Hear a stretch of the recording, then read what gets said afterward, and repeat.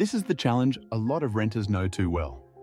A studio apartment gives you one room, but your life needs more than one room.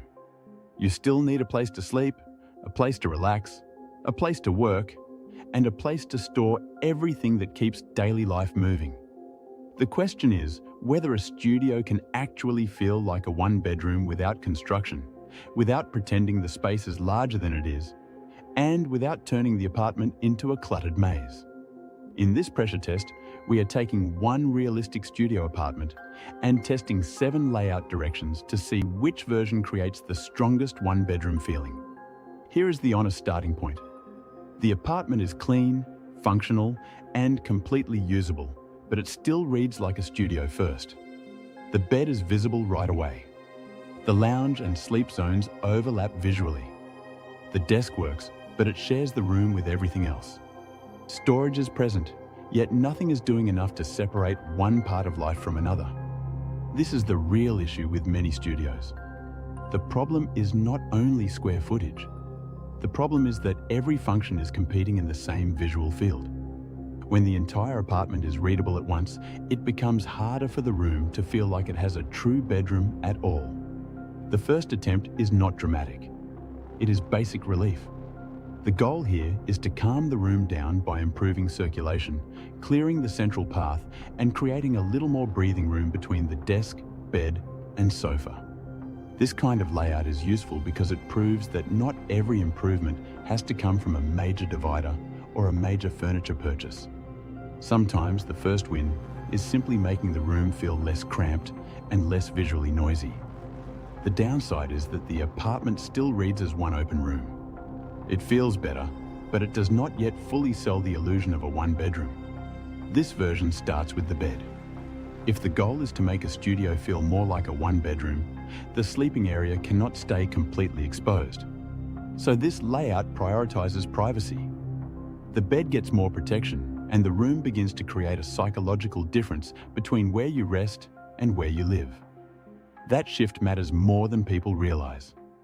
Once the bed is less visually dominant, the apartment starts feeling less like a room with furniture and more like a home with zones. The trade-off is that privacy solutions can sometimes make a studio feel tighter if they are too heavy, so the divider strategy has to be useful without becoming oppressive. This layout pushes further. Instead of only hiding the bed a little, it tries to give the sleeping zone a stronger identity of its own. The result is a studio that starts to suggest a separate bedroom even though the floor plan has not changed. This is where layout becomes emotional as much as practical. If the sleeping area feels like a destination instead of just an exposed piece of the main room, the apartment becomes much more restful. At the same time, the lounge area still has to function, and the room cannot afford to lose too much openness. So the success of this version depends on how well the bedroom feeling is created without suffocating the rest of the space. This attempt aims for balance.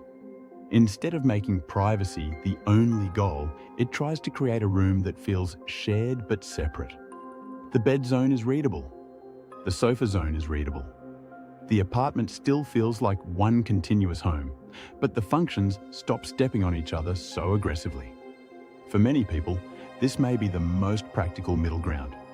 It does not force a full visual wall, but it also does more than simple furniture rearrangement.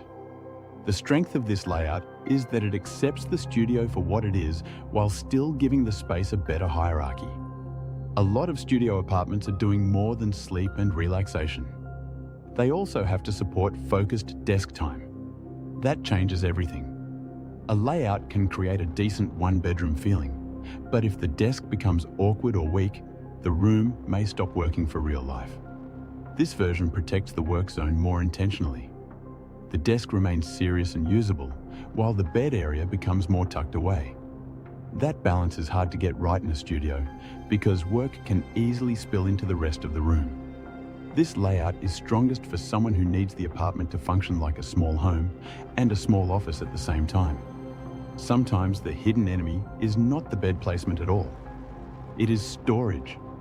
When storage is scattered or visually loud, the entire apartment feels more temporary and less room-like.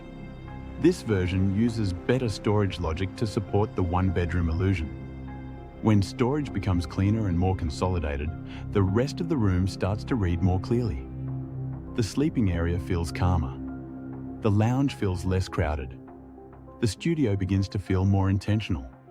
This layout is particularly strong for people who have more clothing, more household items, or more daily equipment than a studio naturally wants to reveal. This is the boldest attempt in the set. Instead of accepting the studio as a mostly open room, this layout uses the strongest zoning strategy to create the biggest shift possible. The divider becomes more decisive. The apartment starts behaving less like one exposed studio and more like a compact one-bedroom simulation.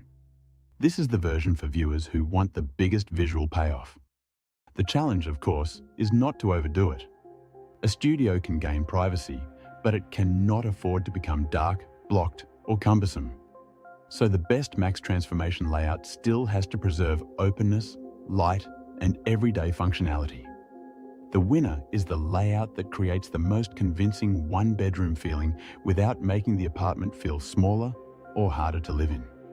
It gives the bed real separation, keeps the sofa area comfortable, protects the desk enough to remain practical, and organizes storage so the room feels intentional rather than improvised.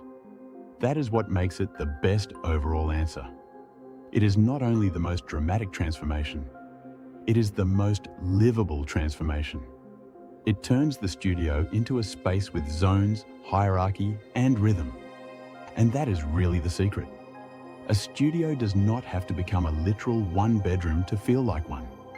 It just has to stop acting like one exposed room and start behaving like a small home with separate purposes.